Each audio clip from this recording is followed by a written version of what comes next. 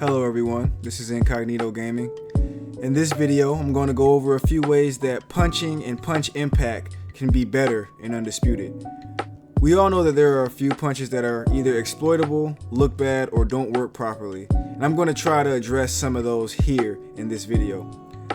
Like I mentioned in the last video, I'm in no way, shape, or form a boxing coach or connoisseur, but I will try my best to compare what we have so far in Undisputed to real life in the suggestions that I make. So without further delay, let's get into some of these suggestions. I feel like it's appropriate to start with the body uppercut because it's the first half of the two-headed monster that is destroying the fun factor of this game. It's been an issue since early access came out, and unfortunately it's still not fixed at the time of me making this video. The body uppercut has basically replaced the jab, and that's reflected in the CompuBox stats that is shown to each fighter when the fight ends. In fact, this is such an issue that finding a video for somebody spamming a body uppercut was one of the easiest things I had to do in making one of these videos. All I had to do was load up a ranked match, and this person was here waiting for me, ready to showcase the broken punch. I was gonna blur the name, but I feel that anyone that plays like this should be put on blast for it, but that's besides the point. As you watch this gameplay, you can see that the body uppercut is being used as a rangefinder, a combo starter, and a safety punch. All of these characteristics should describe the jab in a boxing game, but instead they all fall on this punch, with the added benefit of draining your opponent's stamina while doing almost nothing to yours. It's practically the only punch in the game that's unblockable, and it's basically a heat-seeking missile. This punch is harder to miss than it is to hit, and no punch, not even a jab, should be like that. And the icing on the cake is there is basically no punishment for throwing it out. Since vulnerability isn't a thing yet in Undisputed, missing a body uppercut from distance, something that would leave you completely vulnerable to be badly hurt in real life, has no negative effect. And since you can throw the same hand body uppercut multiple times rather quickly, trying to counter this punch actually puts you at a disadvantage because no punch that you throw will be as effective as the body uppercut that the spammer is inevitably going to throw again. Like I mentioned, this completely drains the fun factor out of the game, and is probably a huge part of why some people have stopped playing it, if I were to be honest. The body uppercut spammers won't stop spamming because some gamers just want to win no matter how corny their playstyle is. And those are the same ones that will drop the game after they've ruined it. So with that being said, this punch needs to be fixed immediately. This punch really needed to be fixed back in February, but since that didn't happen, Steel City, we need this to be done as soon as it possibly can. The second half of the two-headed monster of punches ruining this game is none other than the step back straight. I've seen people suggest that this punch be taken out of the game completely, and even though I don't necessarily agree, I understand the sentiment of what they're trying to say. Some creators have even called it a fake punch because it doesn't come out in real life how it does in the game, and if somebody tried to throw it that way, it would not be nearly as effective. If Steel City did decide to remove it from the game for the time being, I wouldn't mind because that way they can fix it without that punch being in the game and completely draining the fun factor out of it like it is doing right now. Right now, it has way too much range for what it is. And even though arm fatigue was put in the game and they slowed down how fast you can chain the step back straights together, you can still put them out pretty quickly close to each other in an unrealistic way. And plus, players get around arm fatigue by just using the jab step back straight combo. Similar to the body uppercut, this punch is so exploitable because it hits everything and it's safe to use. If you miss, you don't have to worry about being hit because you're either out of range or you can act out of it faster than the opponent can get out of the diagonal dodge. And just like the body uppercut, no matter when you get hit by it, it has full impact. Nothing is more annoying than getting flash KO'd by a step back straight, especially one that just grazes the top of your fighter's forehead. The good news is, as said in the last roundtable, that they plan to rework the animation for this punch. We need something with less range, less damage, and more end lag before you can throw another one. And it has to come at a risk of leaving yourself open to be countered, because that's what would happen in real life. There are certain punch animations in this game that don't always work the best or come out kind of wonky. Like I said before, I'm not a boxing expert, but there are a few punches that I feel need addressing, starting with rear hand hooks. Animation wise, I like to see some fighters have more of a textbook approach, keeping their lead hand by their head or holding the phone, as I've heard some people call it, when they throw the punch. I personally believe that will make the punches look sharper and more comparable to real life. As it is now, they leave themselves way too open, and even though this is realistic for some fighters, not every boxer should drop their hand when throwing the hook. The next punch animation I think needs to be altered is the lead body hook. I'm not a fan of how the body slants to the side and it turns into like a slap to the stomach instead of a hook ripping into the stomach. To me, the power lead body hook is the animation that most fighters should have for their regular lead body hook, but just sped up so it can come out smoother. And what's interesting to me is not every fighter does this when throwing this punch. Why they decided to make this the default, I have no idea, but regardless of that, I hope they do change it to a more textbook lead body hook instead of a hook that looks like you're trying to do a lead body check hook while standing stationary. As far as step back punches go, besides the step back straight, the step back hooks look more like slaps than punches. Taking a look at Ryan Garcia's step back hook, he comes completely across in a fluid hooking motion, turning his body, leaning back when he lands and hopping back after he's landed his punch instead of turning his punch into a slap. I think changing this animation in this way would help make this punch look more visually pleasing to see in both hands. As far as animation speed and chaining go, I feel like the punches need to be able to come out faster, especially when throwing combinations. I know that's an unpopular opinion, but take a look at how fast Ryan Garcia actually throws his punch and compare it to the game's punches. It's a drastic difference. I know this is an extreme example considering Ryan's extreme speed, but it gets the point across. Most of these guys in the lower weight classes and even in the middleweight classes don't punch as fast as they would in real life. I don't really expect it to be exact, but getting a little closer will make it look more authentic to real life and therefore more appealing to the players. But on the opposite side of the spectrum, we need the speed that someone can throw the same punch from the same hand slowed down a lot. This is a mechanic keeping spammers competitive, and it's part of the reason why button mashing is so effective. Arm fatigue was supposed to fix this problem, but it honestly hasn't, and since that's the case, this needs to be addressed as soon as possible.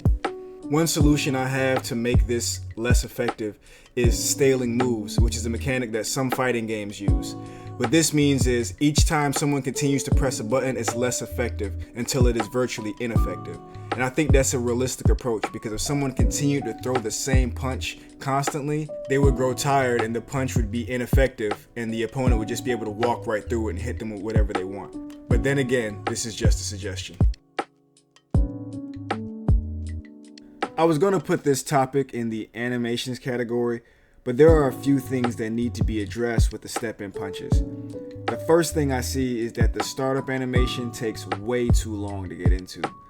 Since that's the case, it's not really a viable option to hit a moving or hurt target, because by the time the punch gets out, they would have already gotten out of the way, and you have to reset and load up another one, and it's just a constant chase until they are out of their hurt state or they just continue deciding to run around the ring. The step-in straight is the biggest culprit of this, basically turning into the come hit me punch. I also feel that the punches need more follow-through.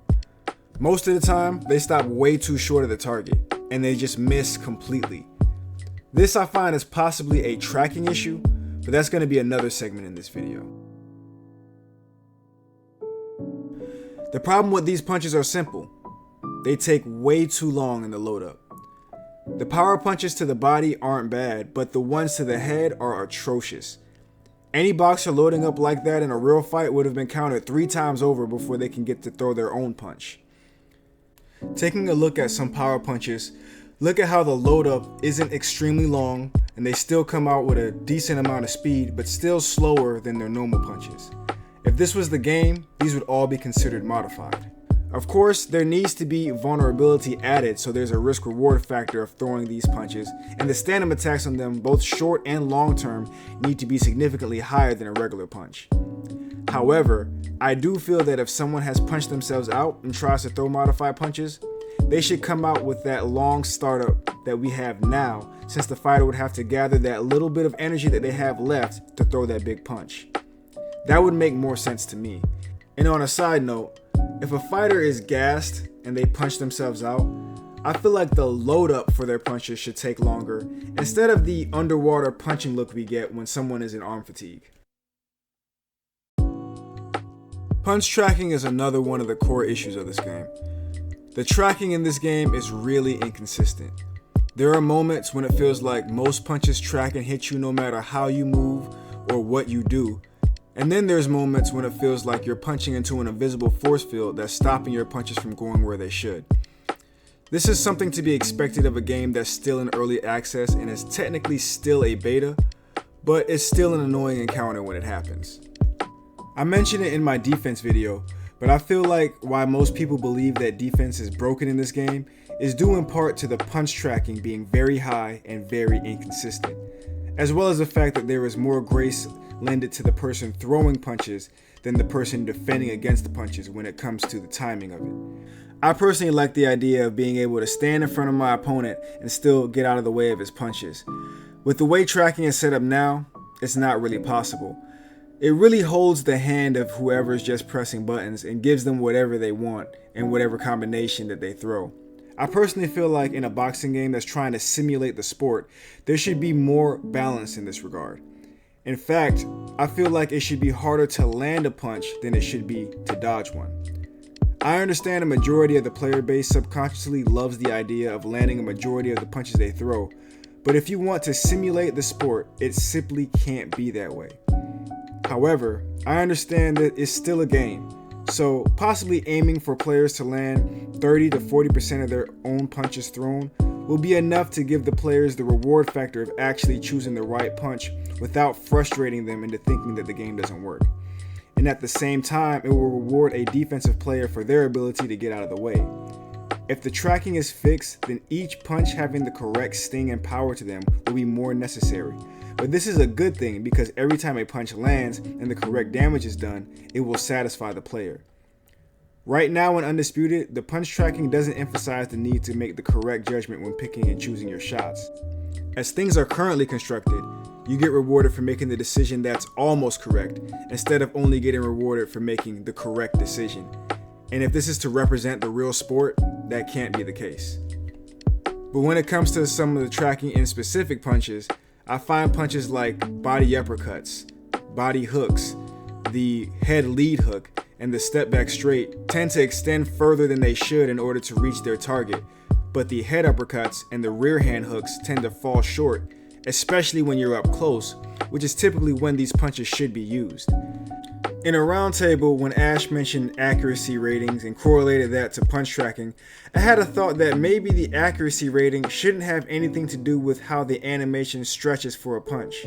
Maybe the accuracy rating can instead determine how quick your fighter can turn his body and feet to get in a position to be lined up to actually land a punch. The fighter with the higher accuracy rating would have more leeway when throwing punches against someone that's weaving or blocking, instead of having that long stretched out arm that they get when someone is out of range. Having animations that have a set window they can work in depending on the distance, plus the incorporation of body positioning, can make the punches that land make more sense without gifting a player a punch that they are out of range for. But then again, this is just a thought. I'm hoping the entire punch tracking system can be fixed instead of having to be reworked, because I imagine that would take a lot of time and a lot of energy undoing whatever the cause was just so it could be fixed. But regardless, these things have to change. Like I mentioned before, the inconsistency of these things happening make them even more frustrating. If a punch at a specific angle or when your opponent is doing a specific guard works, it needs to work all the time. And the same in reverse. If something misses depending on someone's positioning or the type of block they're using, it needs to miss consistently. If the player doesn't agree with the way that the mechanic works, they will at least know what to expect and how to get the results they want from what they do, instead of having to guess. Feeling like the rules of a game change at random and not being able to recreate a result in a similar situation are signs of broken mechanics in a game. I do still give this game leeway because, like I mentioned earlier, this is early access and technically still a beta. but the devs have to know that this is unacceptable for a game to have at full launch.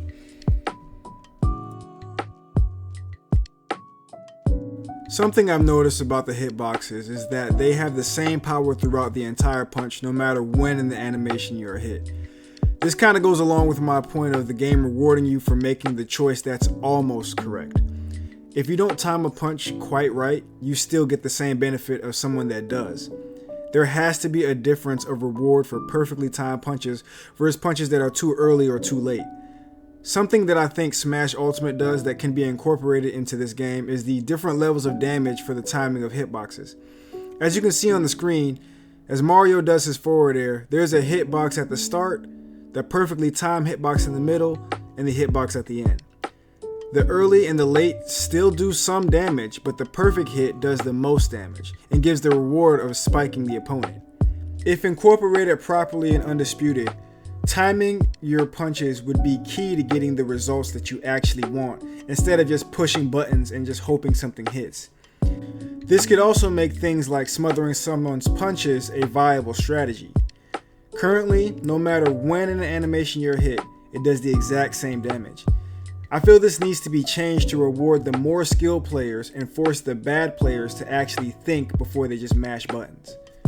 And I also think how the glove hit should matter as well. Getting grazed with the side of a glove shouldn't have the same impact as a direct hit. I have on the screen a concept of what I feel like the hitboxes on the glove should look like. Getting hit with the blue areas would mean minimal damage, getting hit with the yellow and orange would mean medium, and getting hit with a red area or the direct hit would mean the maximum amount of damage for that punch. All of this would need to be working hand in hand with a vulnerability system that will make the player's head or body more vulnerable if they are moving in the direction of a punch, or less vulnerable if they're moving away from the punch, and if they still get hit. And when someone throws a punch, being the most vulnerable between the mid-throw and the full extension. Imagine using Wilder and timing a player out, and as you know he's going to throw his punch, you throw a power right. It hits him during the most critical part of the hitbox with a direct hit in the red of the glove while they are mid-throw. These three systems working together in that moment would create a flash KO or a flash knockdown, or if the fighter has a granite chin, a daze or a hurt state. These outcomes would be predictable, understandable, and satisfying, and they'd be able to be replicated and less confusing to players. And most of all, it will reflect what actually happens in the sport. The way hitboxes are implemented in the game right now, it doesn't really do that, and it rewards a lot of bad play. So I definitely feel like a revamping of that whole hitbox system would be helpful and beneficial moving forward. This game absolutely needs hit stun. Part of the reason we have a rock'em sock'em robots type of play is because there's no consequences for getting hit first. Not having hit stun is also making the jab useless and nullifying a reason to time your punches better. I don't want the ability to trade being completely removed from the game, and I don't think anybody wants that. But there has to be occasions when the person that has timed things right gets to benefit from the hit stun on their opponent. The fact that someone's head can turn completely to the side but they're still able to throw a punch is crazy. Some examples I could think of where hit stun should be incorporated is if you catch somebody with a jab when they're stepping in or before their punch lands on you, causing them to pause for a moment. Or if you hit them with a well-timed punch in a critical zone. These moments should reward the player with the correct timing by stopping the person that's just been hit from being able to throw for half a second, which is what would happen in reality.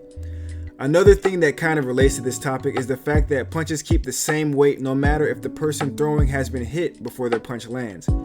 That has to change. Getting hit first has to take some sting off of the punches going out. We have to start rewarding the player with better timing instead of the player that is just mashing buttons.